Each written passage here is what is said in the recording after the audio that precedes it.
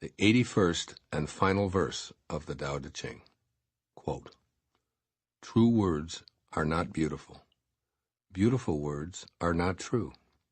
Good men do not argue. Those who argue are not good. Those who have virtue do not look for faults.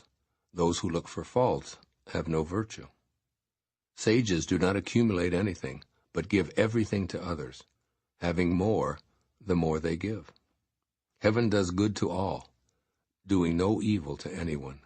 The sage imitates it, acting for the good of all, and opposing himself to no one."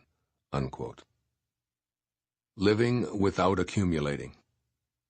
This final verse of the Tao Te Ching provides the closing message of this entire collection of ideas.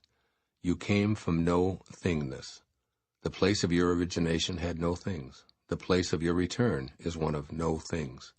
Therefore, Lao Tzu is inviting you to replace the accumulation of more stuff with the celebration of your true essence. Just as nothing is pure Tao in its formlessness, the real you is that same formlessness, for you are the Tao. The Tao Te Ching attempts to attract you to a way of being that recognizes nothingness as the Tao. You could call it a God-realized way of being. In this final essay, I've chosen to propose that you access your non-being Tao self by living without accumulating. This means giving more, arguing less, and releasing your attachment to everything in the world of the 10,000 things.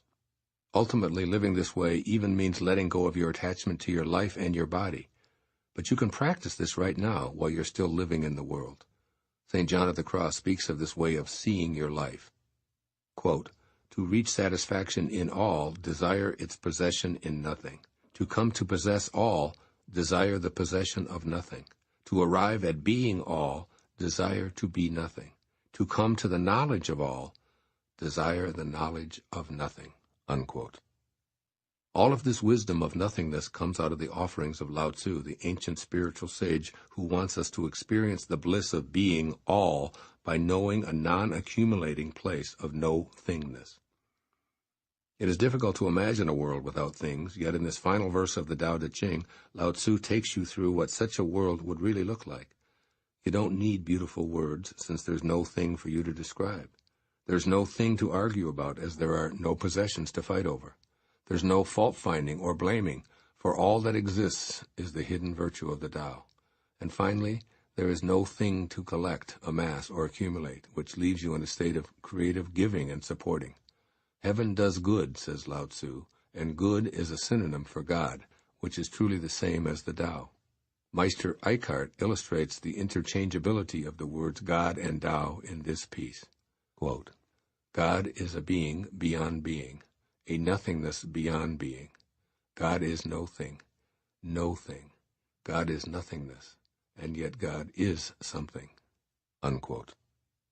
You're encouraged in this final verse of the enduring and amazing Tao Te Ching to do all that you can to imitate heaven while you're still here in form.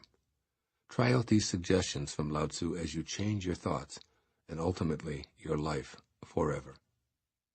First, quit accumulating points for being right.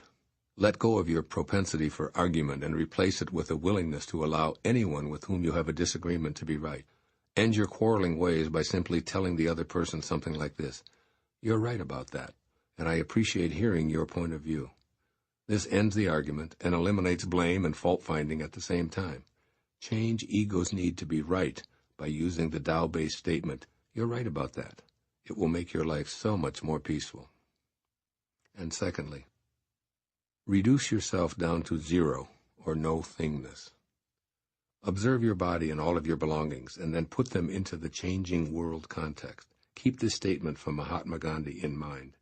Quote, "If you would swim on the bosom of the ocean of truth, you must reduce yourself to zero." Unquote. So from a place of no thingness or zero, become the observer, seeing what you accumulate in the world of things. From this perspective, you'll find that nothing can ever truly be real in such a world. Practice this exercise whenever you're feeling attached to your possessions or your point of view. D.H. Lawrence dramatically captures this idea. Quote, "Are you willing to be sponged out, erased, canceled, made nothing? Are you willing to be made nothing, dipped into oblivion? If not, you will never really change." Unquote. Now glance again at the title of this book you're listening to. Change your thoughts, change your life. Living the wisdom of the Tao. Be willing to change.